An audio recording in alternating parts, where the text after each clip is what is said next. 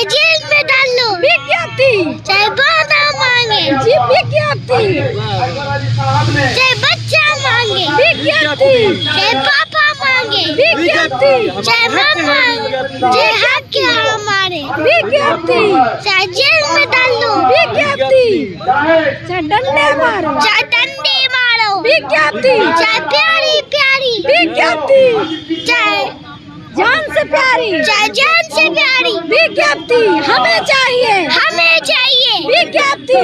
हमारे साथियों का अगर कुछ भी होता है तो ये सरकार, ये चाचा भतीजा की जो सरकार है, ये पूर्ण उन्हीं पर जो है जिम्मेवारी जाएगी।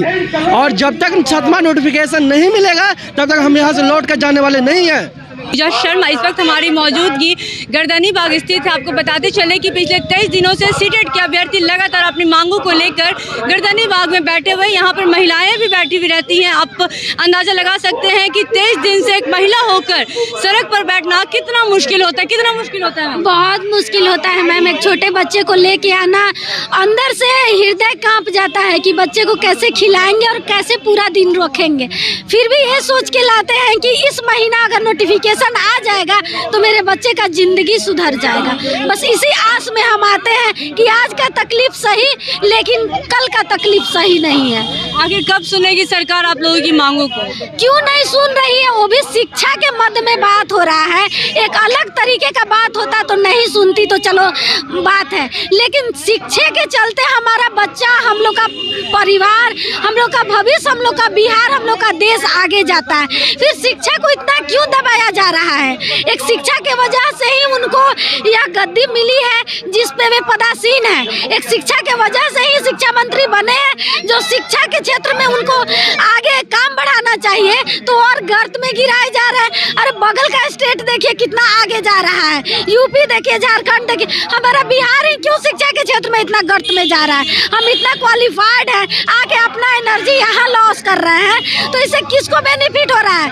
समय का भी बर्बादी हो रहा है, हम लोग के भी एनर्जी का लॉस हो रहा है। इसका जवाबदेह कौन है? सरकार क्यों नहीं सुनती हम महिलाओं का आवाज? क्यों सीटेट एग्जाम क्वालिफाई करवा के हम लोग को रोड पे बैठाई है? हटा दे उसको, कैंसिल करे, सीटेट एग्जाम होगा ही नहीं। जब है तो उसका कदर करे सरकार।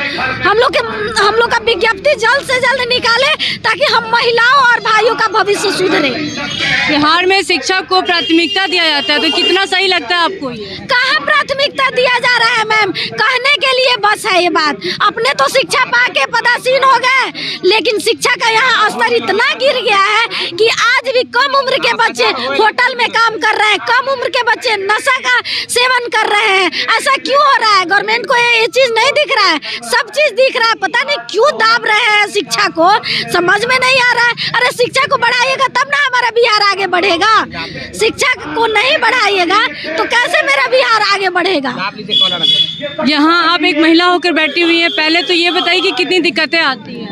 बहुत सारी दिक्कतें आती है। हम लोग को घर वालों से भी झूठ बोल करके आना होता है और घर वालों से बहुत सारी बातें सुन करके बहुत सारे मुश्किलों का सामना करके आना पड़ता है।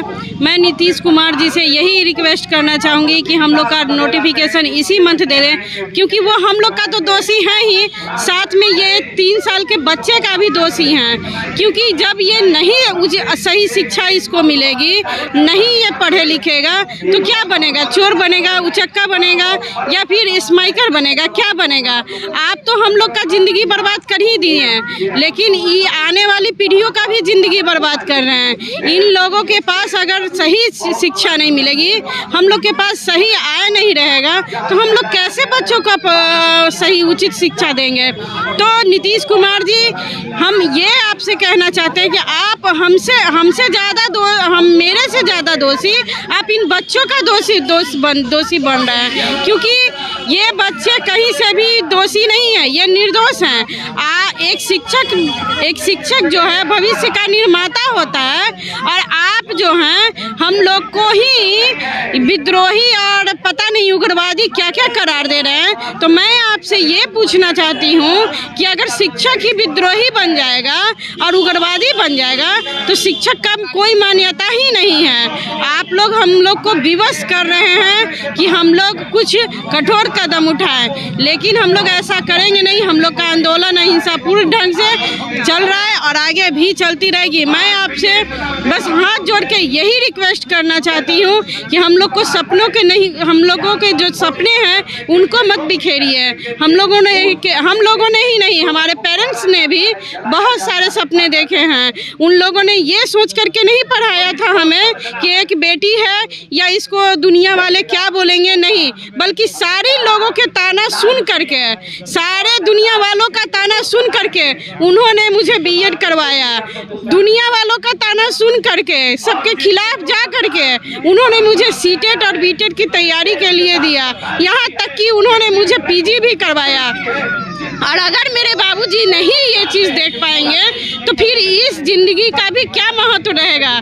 तो मैं आपके चैनल से यही कहना चाहूँगी कि अगर आप नोटिफिकेशन इस मंथ नहीं देते हैं, अगर मुझे जॉब नहीं मिलती है तो मेरे मौत का जिम्मेदार भी आप ही होंगे। और मेरे ही नहीं, मेरे जैसे बहुत सारे अभ्यर्थी हैं जो कि हो सकता है कि डिप्रेशन में आके कुछ कर लें। मैं तो ऑलरेडी डिप्रेशन में हूँ, क्योंकि ये मंथ मेरे लिए एक लक्ष्मण रेखा है और आप मेरे साथ खिलवाड़ कर रहे हैं नीतीश कुमार जी। आप हम बेटियों के साथ खिलवाड़ कर रहे हैं।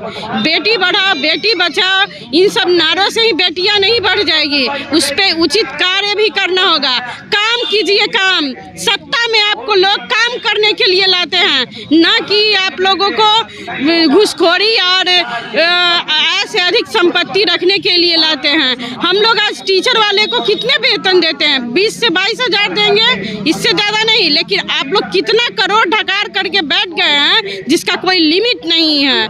तो यहाँ पे कोई भी राजनीति ना कीजिए, ना हम लोग किसी विपक्ष से हैं और ना ही हम लोग कोई जाति से हैं। हम लोग का एक जाति है और वो है शिक्षक अभ्यर्थी। बस हम लोग यही जाति से ना जाने जाते हैं और हम लोग का एक पार्टी है और वो है शिक्षक अभ्यर्थी। इसलिए हम आपसे रिक्वेस्ट करते हैं कि कृपया करके हम लोगों का जो 7 चरण का नोटिफिकेशन है वो जितना जल्दी है वो दे दें। और ये गेस्ट टीचर क्या होता है? आप जो गेस्ट टीचर बहाली कर रहे हैं वो क्या होता है? मुझे सही मायने में गेस्ट टीचर समझ में आज तक नहीं आया। आप ही समझाइए हमको। आप 200-300 रुपये डेली बेसिस पे टीचर रख रहे हैं और कह रहे हैं कि हम शिक्षकों की बहाली कर रहे हैं, और बाकी जो नियमित नियोजन करवाना है उसको आप लोग रोड पर बैठाए हुए हैं। तो आप क्यों बीएड कॉलेज खोले हुए हैं? क्यों इतना कॉलेजेस हैं? क्यों इतना कोचिंग है? सारे बंद कर दीजिए, कोई मान्यता नहीं है इसका। सीटेट क्वालिफाइड करने से पहले सोची थी कि इतना संघर्ष करना पड़ेगा, सड़कों पर उतरना पड़ेगा अपने अधिकार के लिए? बिल्कुल नहीं, हम तो बिल्कुल नहीं सोचे थे कि हमको इतना सरकार से ये रिगार करके और घिघट करके जॉब मांगनी होगी, क्योंकि ये सरकार एकदम हिटलर शाही पे उतर आई है सही मायने में। जैसे आप कुछ भी कीजिए उनको कोई फर्क नहीं पड़ेगा। मतलब कि 20-22 आज 23वां दिन है। इससे पहले हम लोग अगस्त में भी 22-23 दिन आंदोलन किए, तब जाकर के हम लोग 22 अगस्त को डाक बंगला घेराव किए थे। और आज भी फिर आप लोग वही रवैया अपनाए हुए हैं। यहाँ तक कि जो काम इन लोगों को करना चाहिए था वो काम बीजेपी वाले कर रहे हैं। इन लोगों को प्रेस कॉन्फ्रेंस करके कम से कम एक उचित डेट देना चाहिए था, वो बीजेपी वाले कर रहे हैं। और आप कहते हैं कि ये बीजेपी के एजेंट हैं। काम आपको करना चाहिए। 32-35 साल से सत्ता आरजेडी और जेडीयू का बिहार में है, तो आप बीजेपी पे एलिगेशन लगाते हैं कि 2 करोड़ वालों से मांगे। तो आप लोग सत्ता पे क्यों है? छोड़ दीजिए कुर्सी ना, छोड़ दीजिए ना। यहाँ बीजेपी राज करेगी, ना जेडीयू ना आरजेडी, कोई पक्ष नहीं राज करेगा। यहाँ राष्ट्रपति शासन लगवा दीजिए। 23 दिन से बैठे हुए, क्या कुछ कहना चाहेंगे सरकार को? मैम, हम लोग जो है 23 दिन से बैठे हुए अनिश्चितकालीन आंदोलन पर हैं और सरकार जो है हमारी मांगों को सुन नहीं रही है और कब सुनेगी ये पता नहीं है। और ये सरकार जो है बार बार अपना बयान बदलती जा रही है। कभी कहती है कि हम गुजरात मॉडल लाएंगे, कभी बोलती है दिल्ली मॉडल लाएंगे। हम आपसे पूछना चाहते हैं नीतीश बाबू कि हमारे बिहार में जो है जो विद्यालय है वहाँ शिक्षकों की घोर कमी है। 80-90 स्टूडेंट पर जो है एक टीचर है, जबकि भारत सरकार के द्वारा रेशियो दिया गया है कि 30 बच्चों पर एक शिक्षक होना चाहिए। लेकिन आपके पास शिक्षक ही नहीं है तो वो मॉडल कहाँ से आएगा?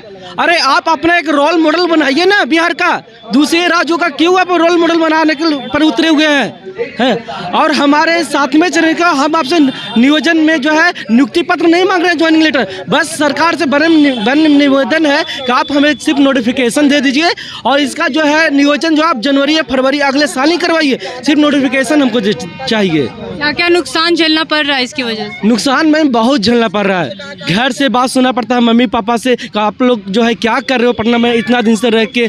हम लोग जो है घर महीनों दिन से नहीं गए हैं, खाना रहने के लिए व्यवस्था नहीं है, फिर भी हम लोग रोड पे, हम लोग टीचरों को जो है आज स्कूल में होना चाहिए तो हम लोग रोड पे हैं मैम। और हमारे कितने साथी जो है इस साथ में चलने चक्कर में खो दिए हैं, और इसका जिम्मेवार कौन है, सरकार या हम इतने मेहनत से जो है BEd DLEd किए, सीटेट क्वालिफाइड किए, हमने 2 बार सीटेट क्वालिफाइड किया मैम। तो इसका मतलब क्या, हम सोचे थे कि हमें जो है जल्द से जल्द नौकरी मिलेगी, लेकिन यहाँ तो सरकार हमें रोड पर ला दिया, हमारी ज़िंदगी से खिलवाड़ कर रही है। 7वां फेरा नहीं हो रहा है कितने साथियों का। आखिर सरकार हम लोग के साथ कब तक ये नाइंसाफ़ी करते रहेगी? कुछ तो समझे सरकार। अब जो है अब हमारे साथियों का अगर कुछ भी होता है तो ये सरकार, ये चाचा भतीजा की जो सरकार है, ये पूर्ण उन्हीं पर जो है जिम्मेवारी जाएगी।